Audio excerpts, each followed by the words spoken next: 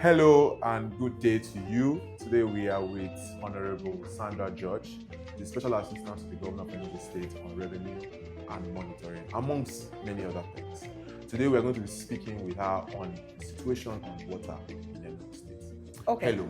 So 180 days water to the people of Enugu is a big conversation, and everybody keeps asking, where is the water?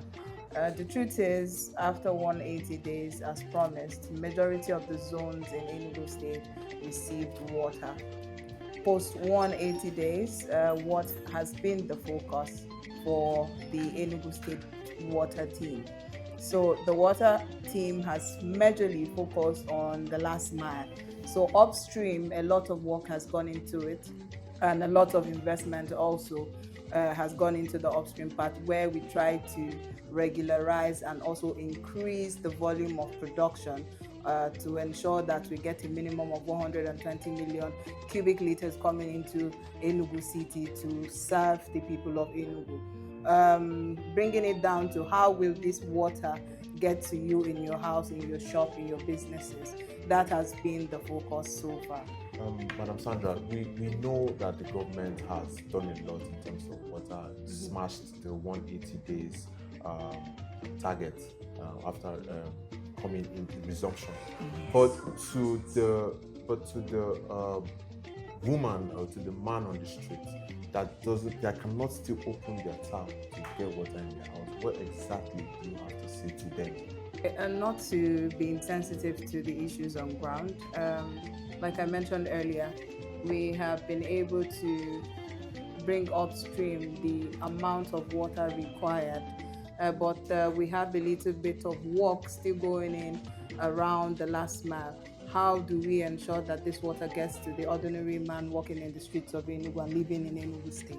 So some challenges that we have faced is that majority of the places what we have are PVC pipes, and a lot of work is going on in clusters in different zones of the state, where we are changing out these PV pipes into ductile iron pipes. So this is a process. It's not something that happens overnight. Great. So we also have asked that people be a little bit patient with us. But currently, we have places, majority of the zones in the urban are receiving water. So I can give you verifiable locations that you can go to and you turn on water. Another thing that is important to note is that the existing structure does not permit for every single zone in Enugu State to receive water at the same time. So based on these issues that we have found out, there's a lot of engagement with the French Development Agency, where we now have a holistic design that ensures that all the unattended zones will get water in the new design. And also we have factored in developing zones and areas that will come up in the future, clusters that will come up in the future. So all of this has now been considered in the new design that we have for the AFD program. Also to give a little bit of a progress report on how far we have come. So for the last mile, we've been able to, for scheme 1 and 2, the task force team have ensured and monitored to ensure that we have connected over 12,000 homes through this scheme and program. So people of Enugu, the structure that we have currently, like I mentioned, does not permit that everybody gets water on the same day. So that's why we have schedules on days that certain zones get water. So we have 10 zones, but we ensure that the major zones where we have a lot of people, residents, where we have clusters of people, that they get water. So also some certain places like Abakpa, people in Abakpa will say, oh, we used to get water before now, but where's our water now? So there's massive construction work going on, the expansion that is ongoing in that Abakpa zone, and this has affected our water pipes and lines, which means that we are unable to pass water into Abakpa. But as soon as we make progress with that expansion, we're going to go back and correct the pipes, relay them. Actually, we have started relaying them as at this week, and then we're going to now push water back to Abakpa in the shortest amount of time. All right.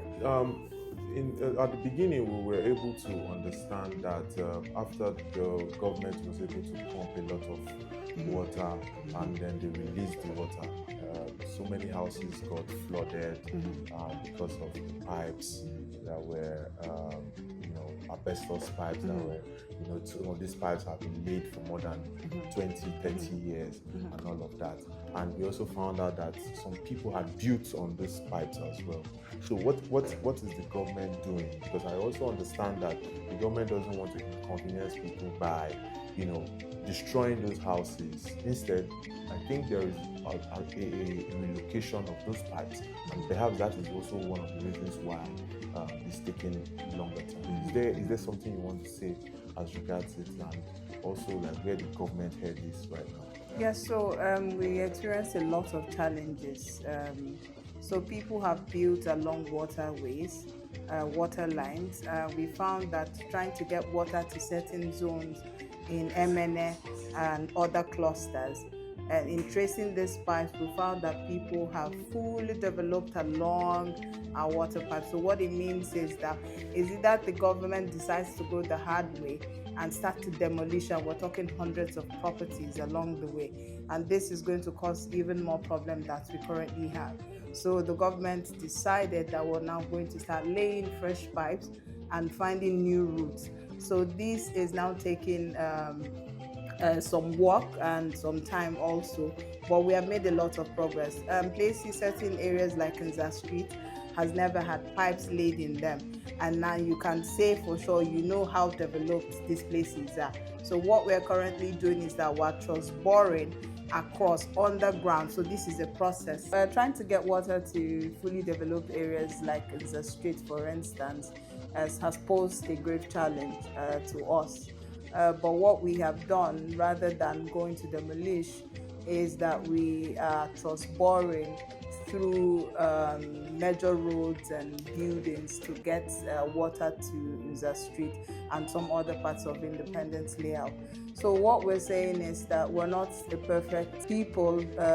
We also would understand that most of these things will take processes, and for you to get something that is good and long-lasting, we have also agreed that we're not going to just put in temporal measures to solve long-term problems. So what we're saying is that we're going the hard and the long way to make sure that we get this fixed once and for all. It will also be good that we recognize that the water schemes, everything that is government property is our property. You own it, we own it together. If you see something, if you hear of any plan to sabotage, please help us secure this equipment. You must secure these schemes, because if it's working for all of us. So you must take the security of every government facility, especially these ones as it relates to water, because we've faced a lot of challenges and government has also secured it to the best of its ability. But sometimes it would be better for us if we have citizens coming back with whatever information that they have. This will also help us provide better services to the Enugu. Please, we promise to get water to everybody.